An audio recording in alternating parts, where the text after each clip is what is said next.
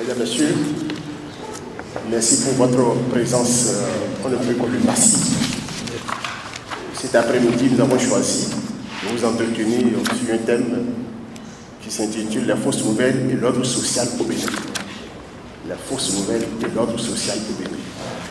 Ça fait à la fois curieux, à la fois important, compte tenu donc, n'est-ce pas, du contexte dans lequel nous sommes. Nous sommes dans un contexte que vous savez tous.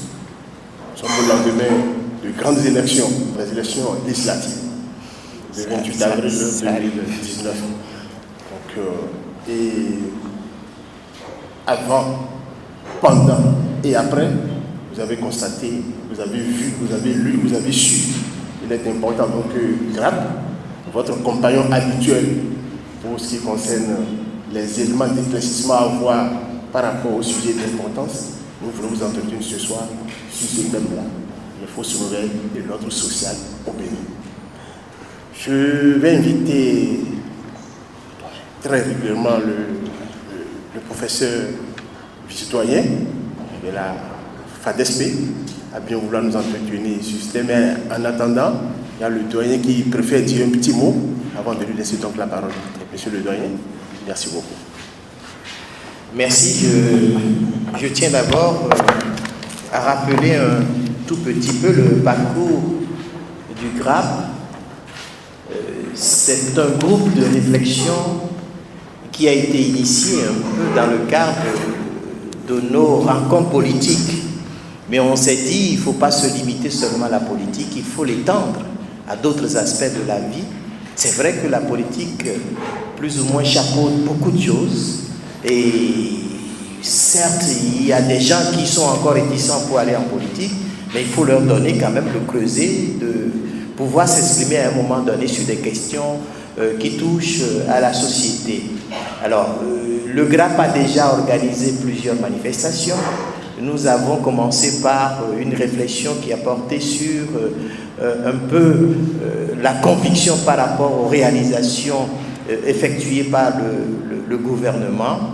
Et ensuite, nous sommes passés à une deuxième phase qui a consisté à démontrer quelque part qu'au Bénin, il faut se pencher sur l'emploi, sur le travail des jeunes. Et c'était à l'occasion le directeur de l'ANPE qui nous a entretenus sur la question. Et ce soir, nous nous retrouvons avec cet engagement que nous avons pris. Mensuellement, nous allons discuter d'un sujet qui intéresse tout le monde. Nous avons ce soir la question des fausses nouvelles, les fake news et l'ordre social au Bénin. Ce sont les infox, un peu l'appellation qui est retenue aujourd'hui. C'est vrai qu'aujourd'hui, déjà, ce soir, il est apparu que quelque part, on veut prendre le président Yahi Boni, fake news, fausse nouvelle, en tout cas, je n'en sais rien. Quelqu'un, par ailleurs, m'a dit, écoutez, nous sommes aujourd'hui à la fin du travail, normalement on doit se reposer, mais il paraît que nous allons travailler encore un mois de plus, on n'a rien compris. Fake news, c'est ce que j'ai projeté sur le tableau, juste pour nous mettre dans l'ambiance et donc de pouvoir discuter amplement et sérieusement sur cette question qui touche la société, qui détruit même parfois des éléments de la société, mais qui contribue peut-être également à mettre en lumière l'expression, la liberté d'expression en quelque sorte. Je crois que toute chose a une limite. Nous allons laisser le vice-doyen de la faculté de droit, le professeur Hygien Kakayi, nous présenter cette conférence sur les fake news et l'ordre social. Professeur, vous avez la parole. Merci, monsieur le doyen. Monsieur le doyen de la faculté de droit et de sciences politiques de l'université d'Abomey-Calavi, monsieur le président du présidium, madame Folly, monsieur le premier secrétaire général du gouvernement, éminentes personnalités, mesdames et messieurs, chers collègues, je me réjouis puisque c'est seulement au détour d'une conversation avec le doyen sur un projet à l'aide fake news au Bénin que cette proposition m'a été faite dans le milieu universitaire, on ne peut refuser de se prononcer sur une telle question. Donc, très volontiers, j'ai accepté de présenter cette conférence intitulée « Les fausses nouvelles et l'ordre social au Bénin ». Le gouvernement béninois omet des institutions internationales. La CEDEAO vient de lâcher le mot « aucun observateur international » si les élections législatives ne seront pas inclusives. Contrairement à ce qu'on peut penser, ce message ayant circulé sur les réseaux sociaux est une fausse nouvelle. Elle ne donne pas l'impression, mais elle l'est. On appelle donc fausse nouvelle ou fake news ou infox toute information largement diffusée par des médias ayant pour but d'instrumentaliser ou de manipuler un public cible ou un auditoire et d'inverser l'ordre social. En sciences politiques, on parle de la sociologie politique des rumeurs pour appréhender la diffusion de fausses nouvelles à des fins politiques. Les fake news ou les fausses nouvelles, que sont la rumeur, la fausse information, l'information détournée et l'information manipulée, existent sous plusieurs formes, c'est-à-dire sous une forme écrite, audio, sous des formes de photomontage ou des vidéos. Une fausse nouvelle peut être une information montée de toutes pièces ou une information décontextualisée dans le temps et dans l'espace. De nos jours, on peut enregistrer les fake news comme des éléments déterminants de la web politique. Vous comprenez que nous parlerons alors de fausses nouvelles en démocratie. Je ne parlerai pas de fausses nouvelles dans le monde économique, ni dans le monde culturel, mais beaucoup plus de fausses nouvelles en démocratie. Il faut entendre par l'ordre social l'organisation sociale, politique et économique d'une communauté donnée. L'ordre social peut désigner l'état de l'organisation sociale. Autrement dit, quand on parle d'ordre social, on fait référence aux normes, aux valeurs, au rôle dévolu aux acteurs vivant sur un territoire commun. C'est alors la manière dont la société s'organise ou est organisée. Le maintien de l'ordre social dépend donc de notre raison de faire et de notre façon de faire. Vous voyez, j'insinue déjà les fake news. Dans la perspective du Caïmien, les fausses nouvelles sont alors des faits pathologiques susceptibles de désintégrer l'ordre social. Dans cette perspective, les fausses nouvelles posent l'épineux problème de distanciation vis-à-vis des valeurs sociétales. En dépit du fait que l'ordre social, plus précisément l'ordre politique ou l'ordre démocratique, se sent bouleversé, les fake news sont des jeux d'acteurs bien intentionnels, poursuivant une finalité qui s'écarte des objectifs de socialisation. Dans le contexte béninois, comme ailleurs, les fake news sont des pilules empoisonnant la démocratie. L'information politique manipulée paraît juste et est largement diffusée sur les réseaux sociaux. Dans ce cas précis, les fake news sont la fille incestueuse de la technologie informationnelle et de l'Internet, compte tenu de la vitesse de diffusion des nouvelles qui donne aussi l'impression qu'il s'agit d'une justesse. En effet, l'Internet a fait accroître une autre forme de démocratie, la démocratie numérique, qui a pour corollaire la propagation de nouvelles dont la source est imprécise, douteuse et anonyme. Des fausses nouvelles ont tend vers un excès de liberté ou à un déni de démocratie. L'individu ou le citoyen, si vous voulez, a une double personnalité. L'individu ou le citoyen devient un citoyen consommateur de fausses nouvelles et d'agent propagateur de fausses nouvelles. Cette posture crée une crise sociale où la société est corrompue. La qualité de citoyen est perpétuellement... La qualité de citoyen s'affecte et la démocratie subit une régression. Il s'ensuit que la démocratie où règne la liberté d'expression consacre les fausses nouvelles qui induisent une crise de société. La question se pose alors de savoir comment la diffusion des fausses nouvelles s'inscrit dans une approche utilitariste et de désintégration de l'ordre social. L'expression démocratique des fausses nouvelles. Notre représentation de la démocratie détermine nos conduites politiques et nos conduites sociales. Au Bénin, dans notre imaginaire, nous pensons qu'en démocratie, on peut tout faire.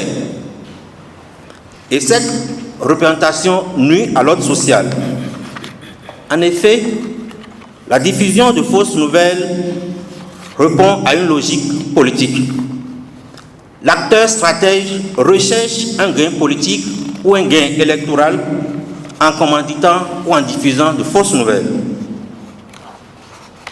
On ne manipule pas l'information pour accroître l'efficacité d'un gouvernement, mais plutôt pour l'affaiblir, soit en affectant l'identité des acteurs clés, soit en vilipendant les actions gouvernementales, ou encore en relayant une information non officielle ou montée de toutes pièces avec une intelligence donnée. L'acteur stratège est donc forcément un acteur qui, pour des convictions personnelles, ne peut être un allié d'un régime politique donné. Mieux, il se démarque par sa logique de nuire. Si ce n'est pas un opposant confirmé, c'est un journaliste contestataire, un militant déçu, une tierce personne désespérée ou désillusionnée. Il prend donc sa revanche en instrumentalisant l'information. C'est de l'ingéniosité qui se dessert la démocratie. Vous convenez avec moi que les fausses nouvelles constituent une machination politique intentionnelle, c'est-à-dire que l'acteur stratège sait ce qu'il fait.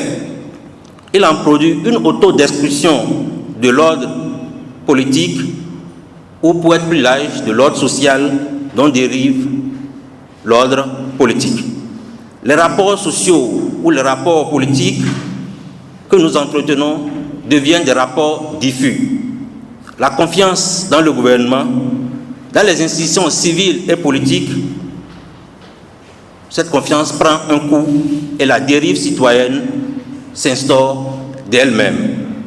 Cependant, la propagation de fausses nouvelles dépend largement de la fluidité des réseaux sociaux tels que WhatsApp, Facebook, Viber, Imo, et du traitement de l'iconographie rendue disponible par des logiciels tels que Photogrid, Instagram, Adobe Photoshop.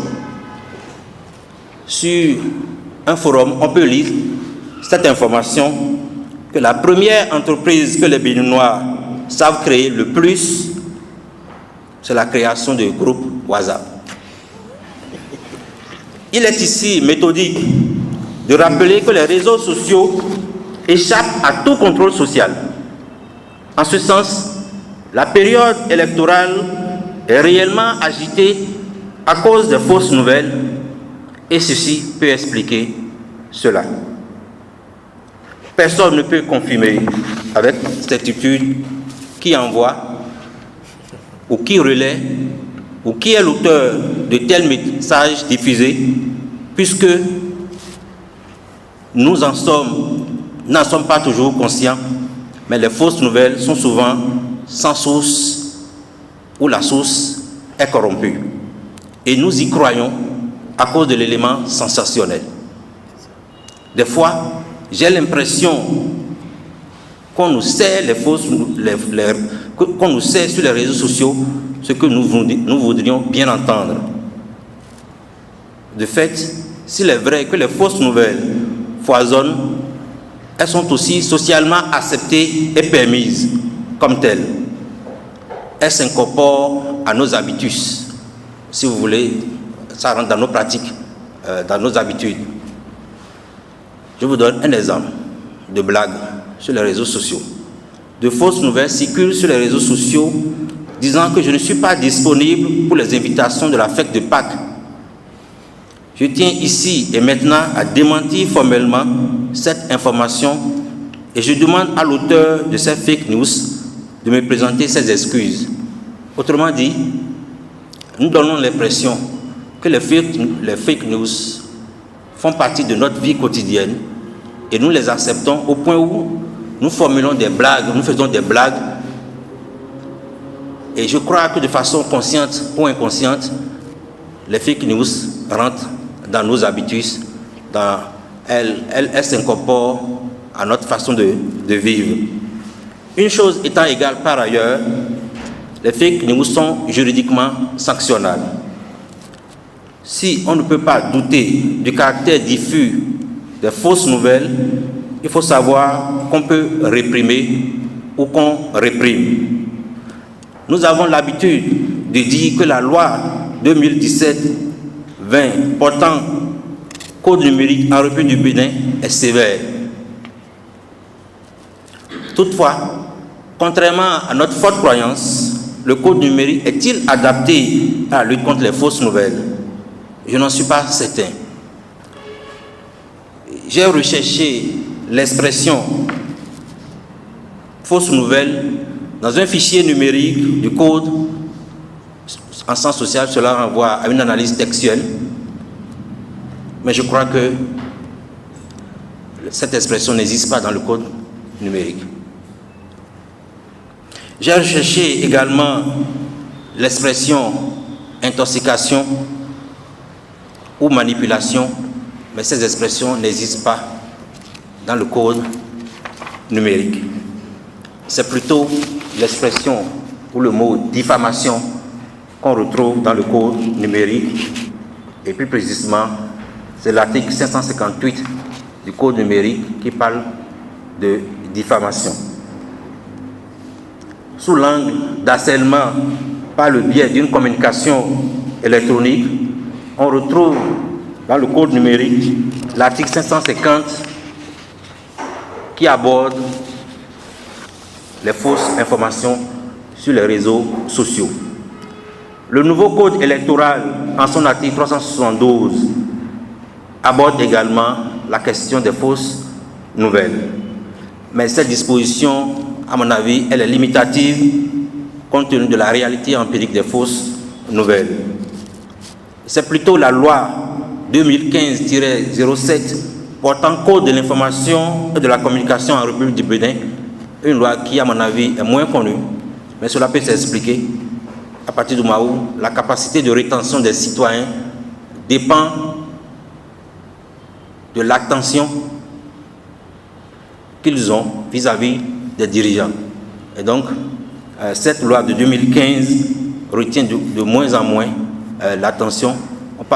On a l'impression que le code numérique est le cadre, comment dit-on, est une disposition qu'il faut appliquer en matière de lutte contre les fausses nouvelles, mais il me semble que c'est beaucoup plus le code de l'information et de la communication qui, en son article 13, dit que la publication de fausses informations constitue un manquement à la loi.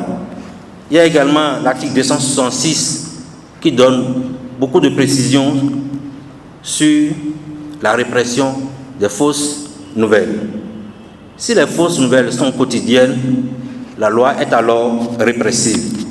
Mais ces dispositions ont besoin d'être vulgarisées. Il faut vulgariser ces dispositions pour permettre aux citoyens de s'en rendre compte qu'on peut punir en cas de diffusion de fausses nouvelles. D'un point de vue institutionnel, il faut noter que l'Office central de répression de la cybercriminalité fait office d'institution de la police républicaine pour surveiller des informations fallacieuses et pour servir d'avant-garde en matière de répression.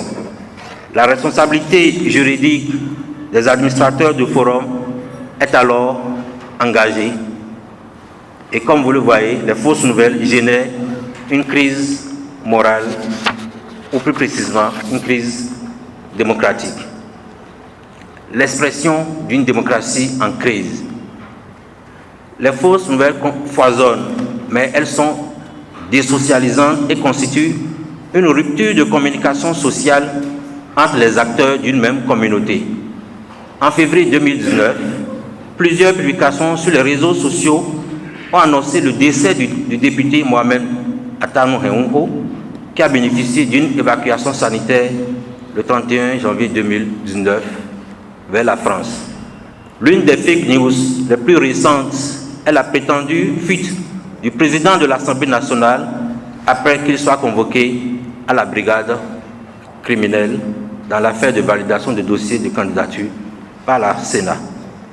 Les fake news induisent donc une crise politique, une crise citoyenne. La crise de société est ici l'expression d'un déficit de valeurs et une montée en puissance de la déviance sociale et de l'anomie. Autrement dit, l'ordre social est perturbé. Mais que mettons-nous en péril? D'abord, le statut de l'acteur politique devient ambigu. L'identité personnelle et l'identité collective de l'acteur politique s'effacent. Or, cette identité est juste un mythe politique qu'il faut entretenir et que nous avons l'obligation d'entretenir. Les fausses nouvelles font que l'image de l'acteur politique est dégradée. Ne plus croire en l'acteur politique, c'est décroître la confiance dans le régime politique et dans le gouvernement. La paix et la cohésion sociale se perdent. La légitimité de proximité décrite par Pierre Rosanvallon et la légitimité par la capacité d'action publique de ces acteurs sont mises en berne. Ensuite, le crédit des institutions civiles et politiques diminue d'une part et d'autre part, les institutions se déroutent de leurs choix rationnels et s'inscrivent dans une perspective néo-institutionnaliste historique. En effet, les fausses nouvelles ont un effet pervers qui ronge les performances des institutions où désormais le poids de l'histoire et des individus pèse sur les institutions. Ainsi, par exemple, lorsque le gouvernement béninois et la police républicaine ont engagé la lutte contre les cybercriminels, plusieurs d'entre eux se sont réfugiés dans les pays voisins comme le Togo. En raison de la coopération entre les polices des deux pays pour traquer les auteurs de ces actes, des informations faisant état d'assassinats de Béninois innocents au Togo et soupçonnés d'être des criminels ont envahi les réseaux sociaux avec des images truquées, des audios et des vidéos manipulées. La police républicaine a dû très tôt communiquer pour dénoncer cette fausse information. Autrement dit, la police républicaine qui doit lutter contre les fausses, qui doit traquer les cybercriminels, est obligée de communiquer pour dénoncer une fausse nouvelle. Enfin, le citoyen devient un consommateur de produits numériques et vit dans une illusion politique. Sa culture démocratique cède, se fragilise et la démocratie numérique a finalement raison de son identité citoyenne. La démocratie numérique, mal ficelée, fait de lui ce qu'elle veut. Le citoyen devient passif, c'est-à-dire qu'il croit, sans rechercher, comme le dit Émile Durkheim, les causes efficientes de ces nouvelles. La citoyenneté est alors éprouvée. Au total, la démocratie qu'il faut appréhender comme un jeu d'acteurs subit une instrumentalisation par des procédés technologiques créant des citoyens digitalisée. La démocratie est alors en mal d'alternative et il conviendrait de relever un défi. Il faut amener le citoyen à prendre conscience de son état d'ignorance ou de son état de consommateur de web politique. Une campagne de sensibilisation réseaux sociaux contre réseaux sociaux est à envisager. Nous avons tendance à croire que toutes les informations circulant sur les réseaux sociaux ont une portée objective. Or, d'autres acteurs ont intérêt que des fake news existent pour perturber un ordre social. Un travail d'éveil de conscience citoyenne s'impose. Ensuite et enfin, il faut réprimer. L'ordre social est à recréer. Je vous remercie. Merci, monsieur le professeur. Voilà.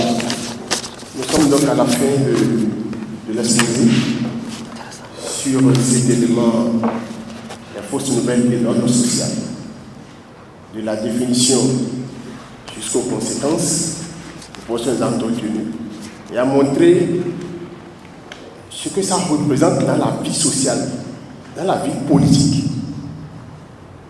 Les fausses nouvelles, surtout en politique. Les exemples foisonnent ou dans l'intention de nuire, de faire mal, de faire croire à l'inverse de la réalité, on invente. Disons, c'est une machine de fabrication, d'intoxication. Et là, situé également la base juridique, là où ce délai est réprimé, c'est le Code de l'information et de la communication qui est très peu connu. Il a proposé donc une vulgarisation, de savoir qu'en réalité, nous devons cultiver davantage la vertu au lieu de multiplier donc n'est-ce pas ces vices-là. Je pense qu'un appel a été lancé par la suite de ce qu'il faut, une vulgarisation, de ce qu'il faut élever donc une armée contre les fausses nouvelles pour préserver l'ordre social. C'est vrai, rien n'est statique, tout est en mouvement. Il faut que ça parte de la vérité des faits et non de l'invention, non de l'imaginaire pour atteindre des buts inavoués. Nous remercions davantage M. le professeur. Il est pris d'être souvent donc avec nous parce qu'il n'a pas besoin de lui. Merci de l'accompagner aussi.